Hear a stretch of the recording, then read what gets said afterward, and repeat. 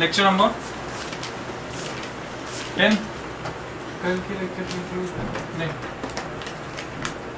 Lecture 10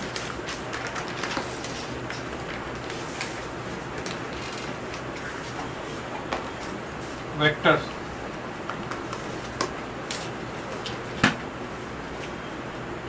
तुम इसको काफी इंपॉर्टेंट मान सकते हो। इसका कारण ये है कि 12th में इसके बिना काम नहीं चलेगा और आगे भी इसके बिना काम नहीं चलेगा। क्वांटिटीज 4 तरह की होती हैं, 4 कैटेगरी में हम डिवाइड करते हैं क्वांटिटीज को। तो इसमें तुम सब हेडिंग लगा सकते हो। 4 टाइप्स।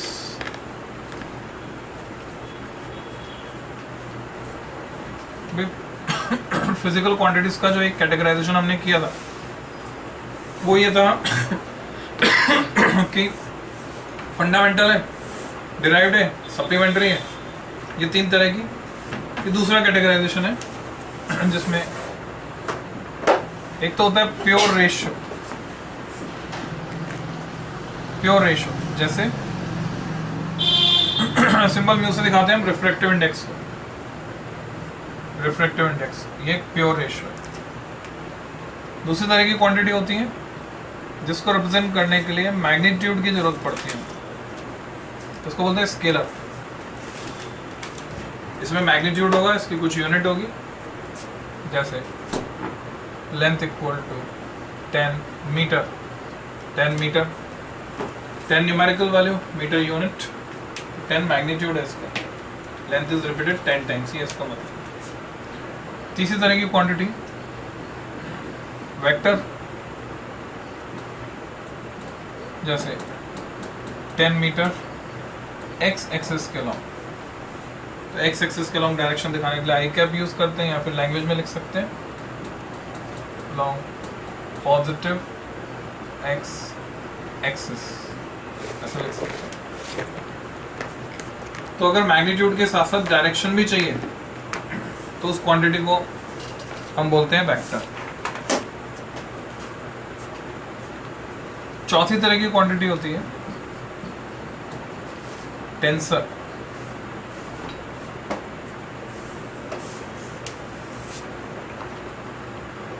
टेंसर में एक से ज्यादा डायरेक्शंस होती हैं। सिचुएशन चेंज होने पे डायरेक्शन चेंज हो जाती है। जैसे प्रेशर, फाइन डिटेल में जाओगे तो एक टेंसर क्वांटिटी है, और वैसे स्केलर क्या देते हैं इसको। मोमेंट ऑफ इनर्शिया, अगर फाइन डिटेल में जाओगे तो टेंसर क्वांटिटी है। अगर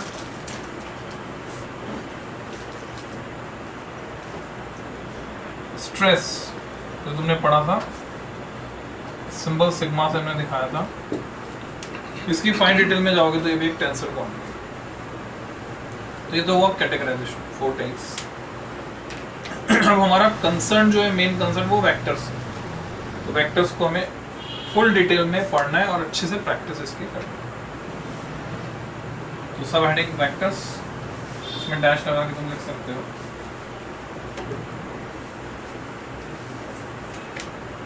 इसका रिप्रेजेंटेशन देखेंगे सबसे पहले। रिप्रेजेंटेशन, तो हम एक एरो यूज करते हैं। एरो हेड जो है वेक्टर की डायरेक्शन बताता है, और उसकी लेंथ वेक्टर के मैग्नीट्यूड को रिप्रेजेंट करता है। वेक्टर को रिप्रेजेंट करने का तरीका ये है, लेटर बनाकर ऊपर एरो का साइन लगा देते हैं, इसको बोलेंगे वेक्टर ए। अगर इसका मैग्नीट्यूड दिखाना है सिर्फ, तो हम दिखा सकते हैं ऐसे, या फिर दिखा सकते हैं मॉडुलस का सिंबल बनाकर ऐसे। ये ज्योमेट्रिकल रिप्रेजेंटेशन हुआ, ये सिंबॉलिक रिप्रेजेंटेशन हुआ। तो 11th क्लास में हमें ज्योमेट्रिकल ट्रीटमेंट नहीं करना होता, सीधे हम इसका मैथमेटिकल ट्रीटमेंट करते हैं। तो ये वो क्वांटिटीज हैं जिनको डायरेक्शन के साथ साथ मैग्नीट्यूड दोनों चाहिए, मैग्नीट्यूड और डायरेक्शन। अब वेक्टर्स की अपनी एक अलग अलजेब्रा है। खाली डायरेक्शन होना सफिशिएंट कंडीशन नहीं है वेक्टर होने की। तो इसमें कुछ स्पेशल क्वेश्चन बनते हैं, जैसे तुमसे पूछते हैं करंट हैज डायरेक्शन, करंट में डायरेक्शन होती है, तो क्या करंट वेक्टर है? जब वहाँ पे वेक्टर नहीं है, डायरेक्शन होते हुए भी वेक्टर नहीं है। क्यों नहीं है? वेक्टर होने के लिए, क्वांटिटी के लिए जरूरी है कि वो वेक्टर अलजेब्रा को फॉलो करे। अभी अलजेब्रा क्या, बचपन से अभी तक तुमने अलग अलग तरह के अलजेब्रा स्टडी की। जब तुम छोटे थे तुमने जोड़ना सीखा, तुमने सीखा 1 + 1 = 2, 2 + 2 = 4। ये सिंपल अलजेब्रा। थोड़े से बड़े हुए, पिक्चरें देखना शुरू किया तो नई अलजेब्रा तुमने सीखी, 2 और 2 5, 1 और 1 11। 11th क्लास में आए तो अब तुम सीख रहे हो वेक्टर्स की एक अलजेब्रा अलग होती है। वेक्टर अलजेब्रा में एक में अगर एक जोड़ा जाए तो 0 भी हो सकता है अगर वो अपोजिट डायरेक्शन में है। अगर वो परपेंडिकुलर है तो √2, और अगर सेम डायरेक्शन में है तो 2। यानी 0 से लेकर 2 के बीच कुछ भी हो सकता है, 1 + 1। तो ये vector algebra. Vector addition commutative होता है। कम्यूटेटिव होता है means a + b = b + a। तो उस लॉजिक से हम समझते हैं कि अगर एंगल स्मॉल है तब तो वेक्टर है, और अगर एंगल लार्ज है तो स्केलर है। तो वो लॉजिक लगता है कि वेक्टर अलजेब्रा को फॉलो करना जरूरी है। इस टर्म आकर के एक स्टेटमेंट लिख दोगे, for a quantity to be vector, for a quantity, short form इस्तेमाल करोगे QTY dot, for a quantity to be vector it must obey vector algebra, must obey vector algebra।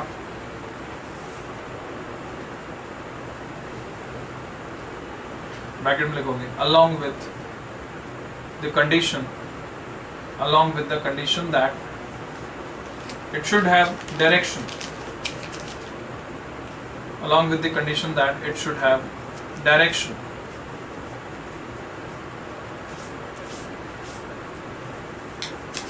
ये कंडीशन।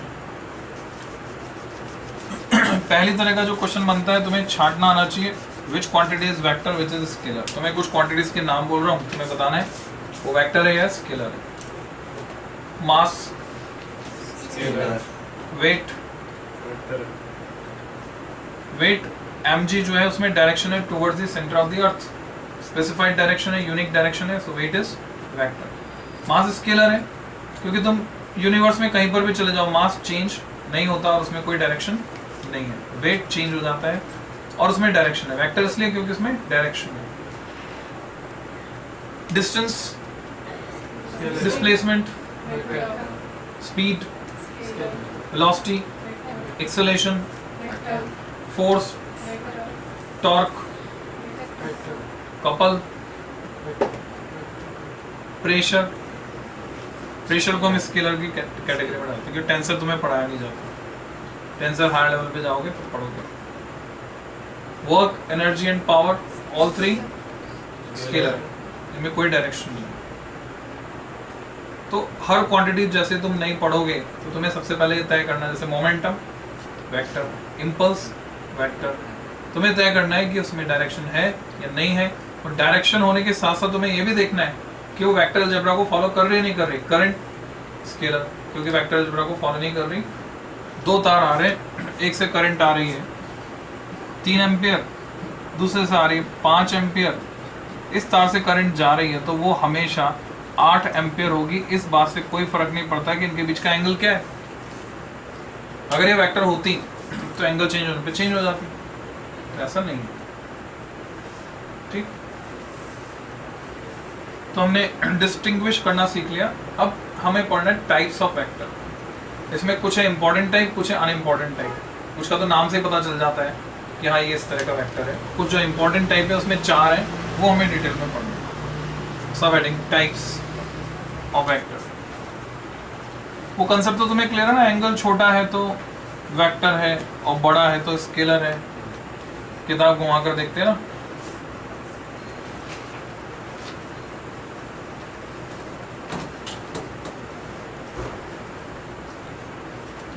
Heading types. टाइप्स में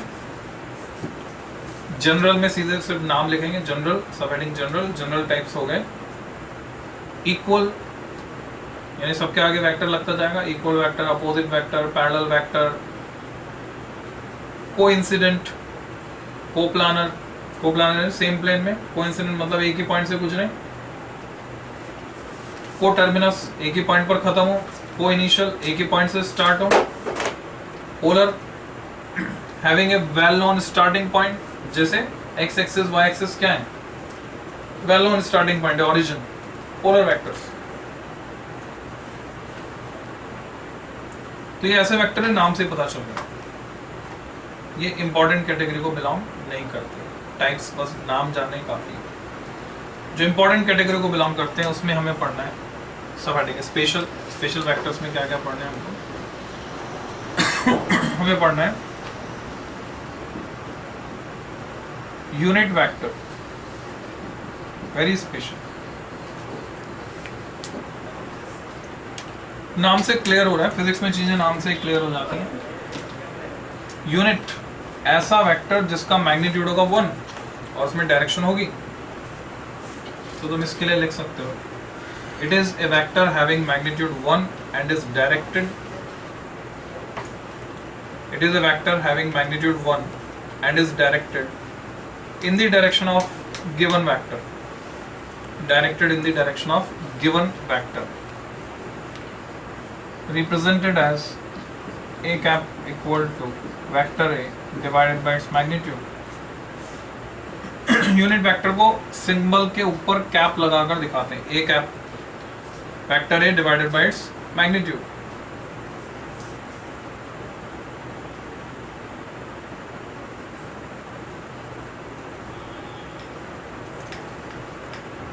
फिर तुम्हें पता होना चाहिए standard notation, x axis y axis z axis के अलोंग यूनिट मैग्नीट्यूड के vectors अगर हम कंसिडर करते हैं तो रिस्पेक्टिवली उनको दिखाते हैं symbols I cap, J cap and के कैप्स।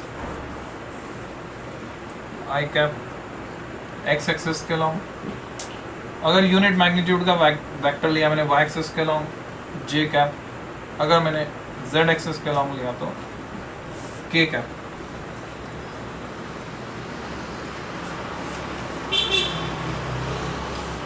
इस इक्वेशन को अगर मैं रिवर्स सेंस में लिखूं, अगर मैं किसी वेक्टर की डायरेक्शन और उसके मैग्नीट्यूड को मल्टीप्लाई करूं तो ये बन जाएगा वो वेक्टर।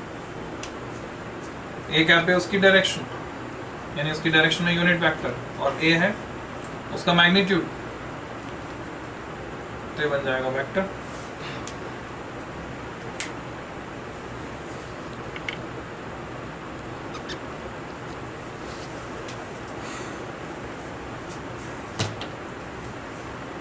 नेक्स्ट इंपॉर्टेंट कैटेगरी को बिलोंग करने वाला वेक्टर है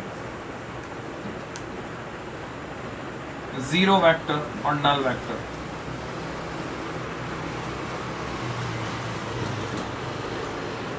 जीरो वेक्टर कह सकते हैं, बोल सकते हैं null vector. It is represented by a point, its magnitude is 0। It is represented by a point, its magnitude is 0 and it can be in any direction। हम ऐसे भी कहते हैं कि इसमें कोई डायरेक्शन ही नहीं है, और हम ऐसे भी कहते हैं कि इसमें कोई भी डायरेक्शन हो सकती है, दोनों बातें सही है। तो उसको पॉइंट से रिप्रेजेंट करते हैं, कोई डायरेक्शन नहीं, यूनिट वेक्टर। तो 1 होता है मैग्नीट्यूड, जीरो वेक्टर का मैग्नीट्यूड 0 होता है। तो क्यों इंट्रोड्यूस करना पड़ा इसको? What is the requirement, what is the physical significance of zero vector, क्यों इंट्रोड्यूस करना पड़ा? तो लॉजिकली अगर हम वेक्टर अलजेब्रा पढ़ते हैं तो उसमें एक वेक्टर को दूसरे वेक्टर में जोड़ा जाए तो resultant quantity must be A vector. पर अगर वो अपोजिट वेक्टर है, अपोजिट वेक्टर की पहचान है मैग्नीट्यूड सेम, डायरेक्शन अपोजिट। तो अगर मैं दो अपोजिट वेक्टर को जोड़ता हूं, एक वेक्टर ए है, इसका अपोजिट वेक्टर है बी, यानी a is equal to minus b, और अगर ए और बी को मैं जोड़ता हूं तो मुझे क्या मिलने वाला है? मुझे मिलने वाला है 0। पर दो वेक्टर का सम वेक्टर ही होना चाहिए, वेक्टर ही होना चाहिए, तो हम इसको 0 दिखाने के बजाय क्या दिखाते हैं? जीरो वेक्टर कह देते हैं और जीरो के ऊपर सिंबल लगा देते हैं। जीरो वेक्टर की जरूरत इसलिए पड़ी क्योंकि हमें दो वेक्टर का सम दिखाना था वेक्टर। ऐसे जब तुम आगे पढ़ोगे तो उसमें पढ़ोगे क्रॉस प्रोडक्ट। वेक्टर मल्टीप्लिकेशन में हम पढ़ेंगे क्रॉस प्रोडक्ट। तो वो जब क्रॉस प्रोडक्ट तुम पढ़ोगे तो ऐसे सिचुएशन में वहां तुम देखोगे cross product a cross b होता है, ए बी साइन थीटा। तो अगर दो वेक्टर पैरेलल हैं तो थीटा हो गया 0 डिग्री। तो अगर थीटा 0 डिग्री हो गया या 180 डिग्री हो गया तो दोनों ही सिचुएशन में क्या होगा, sine 0 is 0, sine 180 is also 0। तो 0 मिलने वाला है। पर जो वेक्टर प्रोडक्ट होता है it must be A vector quantity. तो वेक्टर होना चाहिए तो उसको किससे दिखाएंगे, जीरो वेक्टर। तो this is the need of zero vector. तीसरा इंपॉर्टेंट कैटेगरी का जो वेक्टर है वो है पोजीशन वेक्टर। पोजीशन वेक्टर नाम से पता चल रहा है ऐसा वेक्टर जो किसी पॉइंट की पोजीशन को रिप्रेजेंट कर रहा है उसको बोलेंगे पोजीशन वेक्टर। तो पोजीशन किसके रेफरेंस में बताएगा, वो वेल नोन पॉइंट ओरिजिन के रेफरेंस में बताएगा। ओरिजिन के रिस्पेक्ट में किसी पॉइंट की पोजीशन बताने वाले वेक्टर को बोलते हैं पोजीशन वेक्टर। तो तुम इसके लिए लिख सकते हो it represents position of a point with respect to origin. Example के लिए ये कोई पॉइंट P है और इसकी पोजीशन को ये वेक्टर बता रहा है, ओरिजिन के रिस्पेक्ट में इसका डिस्प्लेसमेंट बता रहा है, तो इसको बोलेंगे पोजीशन वेक्टर और रिप्रेजेंट करेंगे symbol R subscript P। ROP भी लिख सकते हैं। अब अंडरस्टूड होता है पोजीशन वेक्टर तो O के रिस्पेक्ट में ही इसलिए लिखते हैं RP। ऐसा कोई दूसरा पॉइंट है यहाँ पर Q और कोई दूसरा वेक्टर है जो Q की पोजीशन ओरिजिन के रिस्पेक्ट में बता रहा है कि Q ओरिजिन के रिस्पेक्ट में कितना डिस्प्लेस्ड है, तो उसको लिखेंगे RQ। तो ये हुए पोजीशन वेक्टर। चौथा जो इंपॉर्टेंट कैटेगरी का वेक्टर है उसका नाम है डिस्प्लेसमेंट वेक्टर।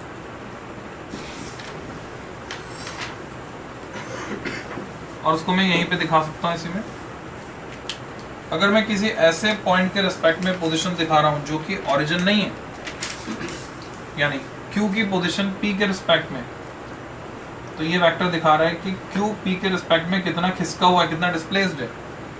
तो इसको कहते हैं Q का डिस्प्लेसमेंट वेक्टर P के रिस्पेक्ट में रिप्रेजेंट करने का तरीका है, हम ऐसे रिप्रेजेंट करते हैं। R सबस्क्रिप्ट लगाते हैं जिधर से जिधर है, P से Q की तरफ तो लगाते हैं सबस्क्रिप्ट PQ। तो यह है Q का position vector with respect to P।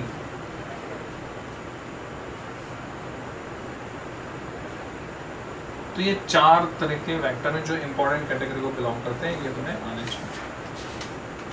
अब हम वेक्टर अलजेब्रा पढ़ना शुरू करते हैं, यानी वेक्टर्स को कैसे जोड़ा जाएगा, एडिशन, सब्ट्रैक्शन, उनके एप्लीकेशंस क्या हैं, किस तरह के क्वेश्चंस बनेंगे, फिर मल्टीप्लिकेशन एंड डिवीजन ऑपरेशन जो है वो वेक्टर्स में डिफाइंड नहीं है। तो तीन ही ऑपरेशन लगाने में, एडिशन, सब्ट्रैक्शन एंड मल्टीप्लिकेशन। सब adding combination of vectors. Combination of vectors में अलग अलग मेथड हमारे पास है। कॉम्बिनेशन का मतलब होता है addition. First geometrical method. Geometrically अगर जोड़ना है दो वेक्टर्स को तो कैसे जोड़ेंगे, ज्योमेट्रिकल मेथड। ज्योमेट्रिकल मेथड में तुम सब हेडिंग लगाओगे हेड टू टेल मेथड। तो ज्योमेट्रिकल मेथड में हमारे पास है हेड टू टेल मेथड। तो अगर दो वेक्टर्स को जोड़ना है ज्योमेट्रिकली, ये है सपोज वेक्टर ए और ये है कोई वेक्टर बी, और हम इन दोनों को जोड़ना चाहते हैं, तो हेड टू टेल मेथड में हम क्या करते हैं, कितने भी वेक्टर जोड़ सकते हैं हेड टू टेल मेथड से, 2 3 4 5 n वेक्टर्स तक जोड़ सकते हैं। तो एक वेक्टर के हेड पर दूसरे वेक्टर की टेल उठाकर रख देंगे, ज्वाइन कर दिया। अब जो एंड्स बचे खुले हुए सिरे उनको आपस में जोड़ देंगे, और जोड़ने के बाद जिधर हेड है उधर बना देंगे हेड, जिधर टेल है उधर टेल। अगर ये R से रिप्रेजेंट करता हूं तो मैं कह सकता हूं R is resultant of A plus B। A में B को जोड़ने पर मुझे मिलेगा R।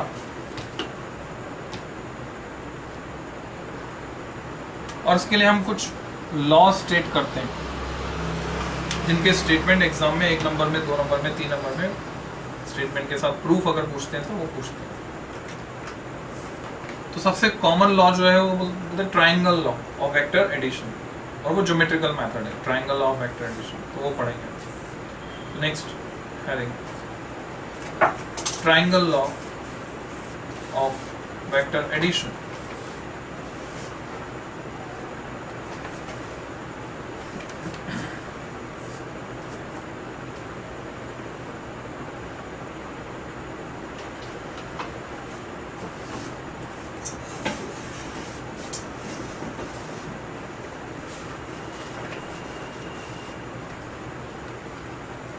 तो जैसा कि हम डायग्राम में देख रहे हैं,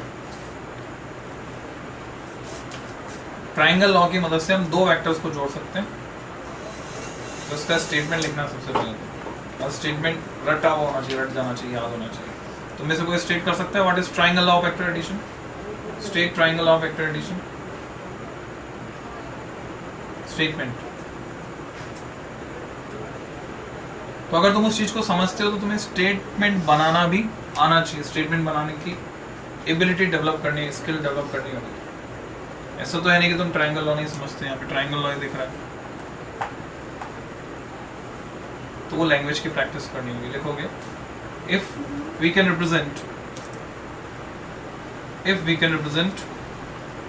2 vectors with 2 sides of a triangle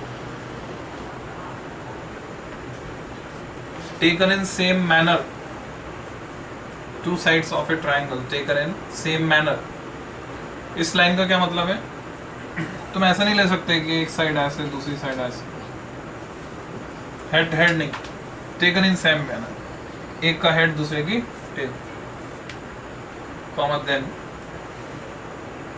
their resultant is given by third side of that triangle, their resultant is given by third side of that triangle taken in opposite manner। तो resultant हमको कैसे मिलेगा? तीसरी side से, opposite manner, taken in opposite manner. एक word use करते हैं manner, एक वर्ड यूज करते हैं ओरिएंटेशन। तो ए और बी सेम ओरिएंटेशन में, और जो आर है वो अपोजिट ओरिएंटेशन में। इनका ओरिएंटेशन है एंटी क्लॉकवाइज, आर का ओरिएंटेशन है क्लॉकवाइज, रेफरेंस के respect. This is the reference.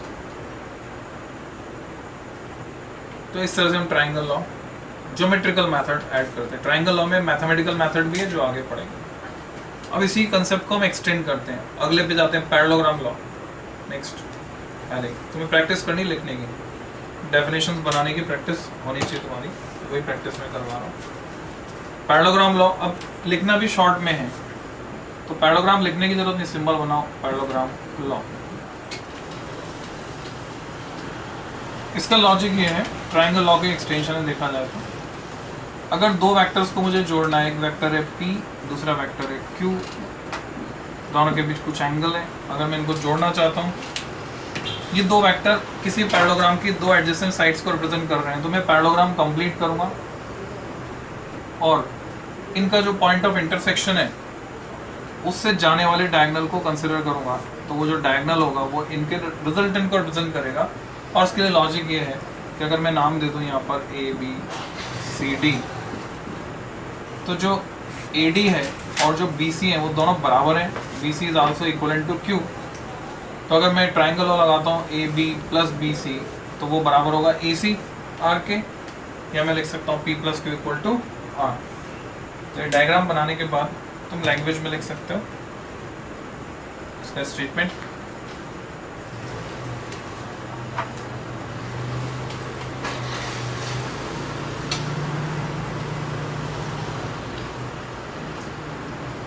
According to it,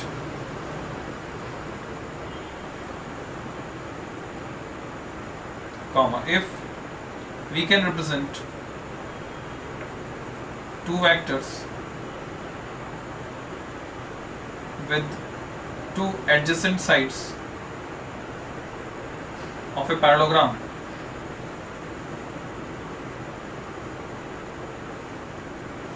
comma, then the diagonal passing through point of intersection, then the diagonal passing through point of intersection of those two sides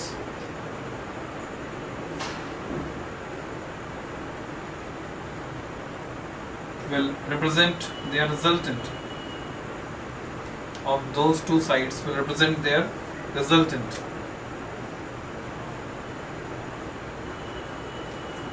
That is R equal to P plus Q.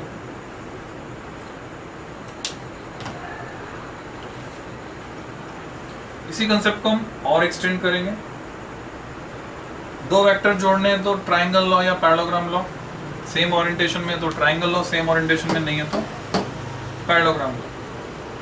और अगर दो से ज्यादा vectors हैं, 3 है, 4 है, 5 है, तो हम यूज करते हैं पॉलीगन लॉ.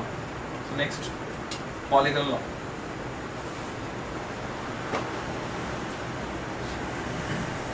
ये सब ज्योमेट्रिकल मेथड चल रहे हैं, एनालिटिकल नहीं है.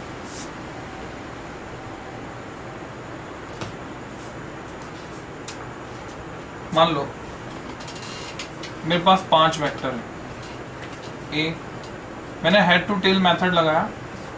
B, C, d and e. 5 vectors को हेड टू टेल मेथड लगाकर जोड़ा. तो अब जो इनका रिजल्टेंट आएगा, बचे हुए हेड और टेल को मैं ज्वाइन करता हूं. हेड की तरफ हेड, टेल की तरफ टेल, और उसको लिखता हूं मैं आर.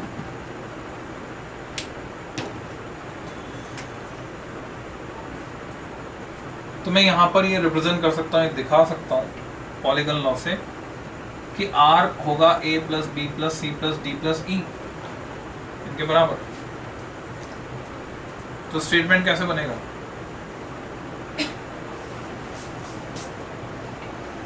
तुम लिखोगे if we can represent, generalize the statement G. If we can represent n minus 1 vectors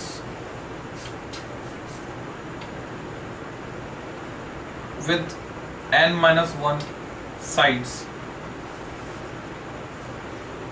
of a polygon, n minus 1 vectors with n minus 1 sides of a polygon taken in same manner, manner भी लिख सकते हैं, orientation भी लिख सकते हैं, taken in same manner.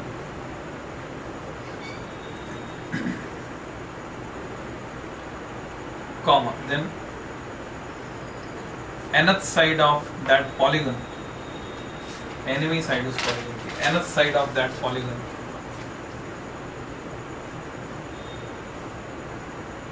Taken in opposite manner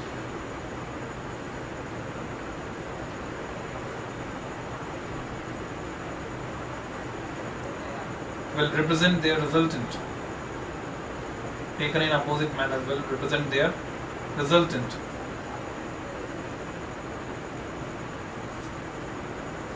हमारे पास का ज्योमेट्रिकल प्रूफ है. तो ज्योमेट्रिकल प्रूफ क्या है इसका? ट्राइंगल लॉ को एक्सटेंड करके मैं प्रूफ कर सकता हूं. अगर मैं नेमिंग कर देता हूं, capital A B C D E F, कुछ स्मॉल है कुछ कैपिटल. ए सी को मैंने ज्वाइन किया, जिसको मैंने लिखा R1. फिर मैंने ए डी को ज्वाइन किया, इसको लिखा R2. ए ई को ज्वाइन किया, इसको लिखा R3. तो मैं ऐसे लिख सकता हूं फ्रॉम ट्राइंगल लॉ,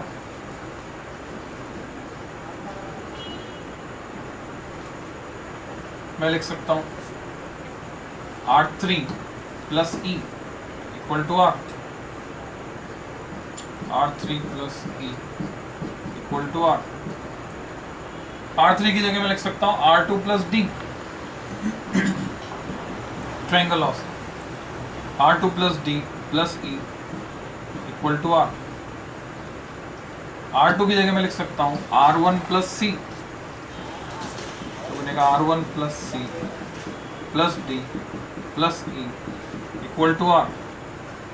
R1 की जगह लिख सकता हूँ a प्लस बी, तो बनेगा a plus b plus C plus D plus E equal to r, hence proved.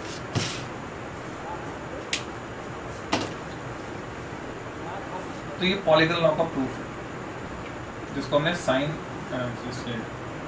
Triangle law से प्रूव कर दिया। अब तुम्हें इन तीनों लॉस के कन्वर्स भी आने चाहिए, और कम से कम ट्रायंगल लॉ और पॉलीगन लॉ का कन्वर्स आना चाहिए। जैसे मैथमेटिक्स में थ्योरम होती थी, एक थ्योरम होती थी और एक होता था उसका कन्वर्स। तो क्या तुम ट्रायंगल लॉ का कन्वर्स बता सकते हो? What is converse of triangle law?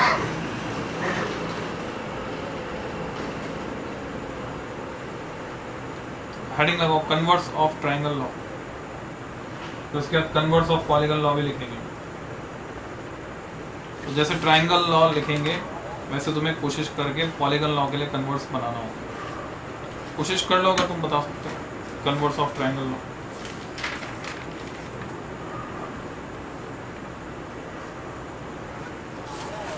सभी तरह की स्किल्स डेवलप करनी है, खाली ABCD नहीं सीखना है। ABCD कौन सा ऑप्शन सही, आगे पूरा पैटर्न अभी तक सब्जेक्टिव ही पढ़ा है। कहीं पर भी तुम एंटर लोगे उसके बाद सारा पैटर्न सब्जेक्टिव, तो उसकी प्रैक्टिस होनी चाहिए।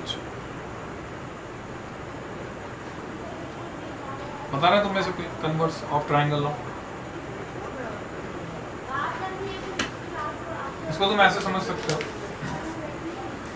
here is vector A,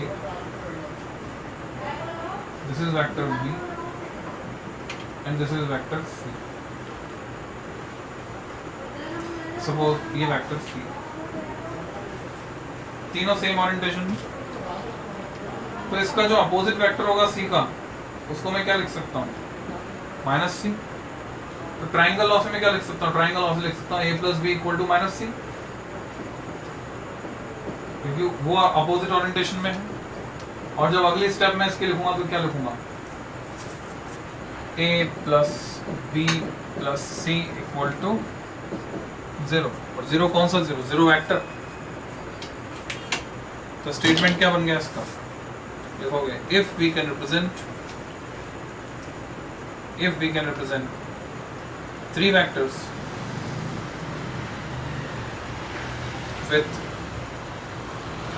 3 consecutive sides of a triangle, 3 vectors with 3 consecutive sides of a triangle taken in same manner,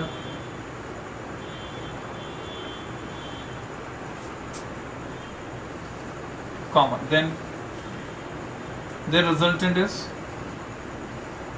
dash, क्या आएगा? 0. The resultant is 0, a 0 vector. अब इसकी एप्लीकेशन कहाँ मिलती है? अगर मैं तुम्हें आगे के चैप्टर्स में ले जाऊँ,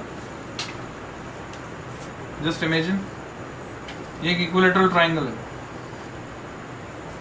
यहाँ पर एक मास बॉडी, यहाँ पर एक मास बॉडी, यहाँ पर एक मास बॉडी, तीनों मासेस इक्वल हैं, capital M and capital M। इस ट्राइंगल का जो सेंट्रॉइड है, मीडियंस का पॉइंट ऑफ इंटरसेक्शन G, यहां पर एक मास रखा है स्मॉल m। तुमसे कहा नेट फोर्स निकालो इस स्मॉल m पर due to the system of masses, और इसके लिए फॉर्मूला तुम जानते हो ग्रेविटेशन में, gravitational force F equal to capital G m1 m2 upon r², जानते हो सब लोग? How to calculate? Logic simple है, ये m इस स्मॉल m को अट्रैक्ट करेगा अलोंग दिस डायरेक्शन, ये m इस स्मॉल m को अट्रैक्ट करेगा अलोंग दिस डायरेक्शन, ये m अट्रैक्ट करेगा अलोंग दिस डायरेक्शन।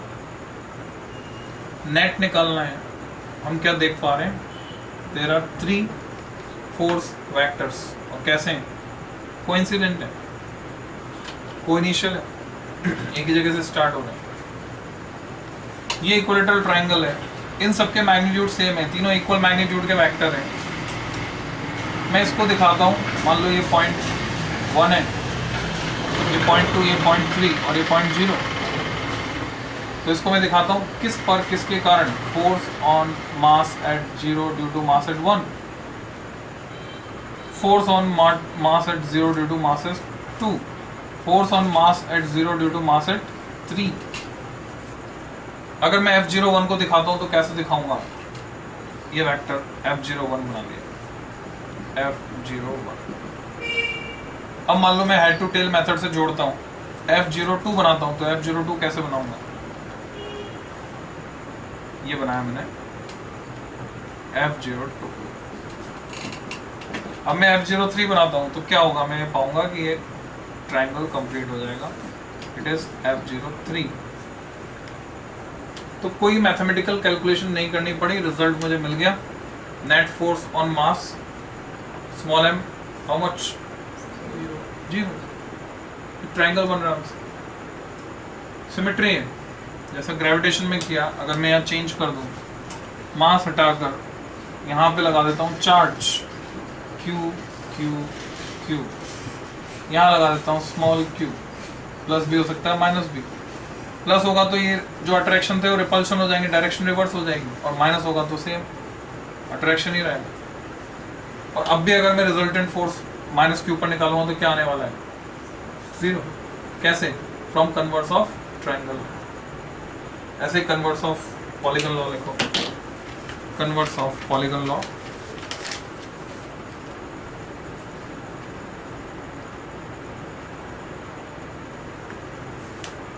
क्या तुम बता सकते हो converse of polygon law statement बना के? अगर बता सकते हो, कुछ समय चाहिए तो मैं रुक सकता हूँ, नहीं बता सकते हो तो मैं लिखवा दूंगा।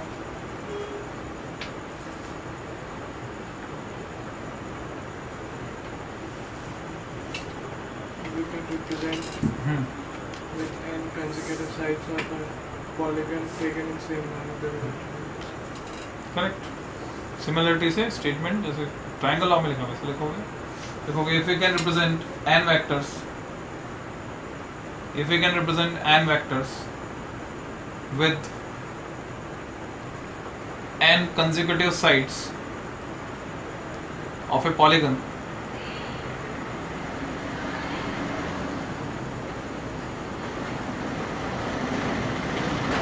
ब्रैकेट में लिख दो ऑफ n साइड्स, पॉलीगन खुद भी n साइड्स का ही है, ऐसा नहीं कि उसमें n+1 साइड्स हो, polygon in bracket of n sides taken in same manner, taken in same manner, comma then the resultant is 0। तो हो गया पॉलीगन लॉ का कन्वर्स। तो आज हमने सीख लिया ज्योमेट्रिकल मेथड, कल सीखेंगे एनालिटिकल मेथड। काफी अच्छा।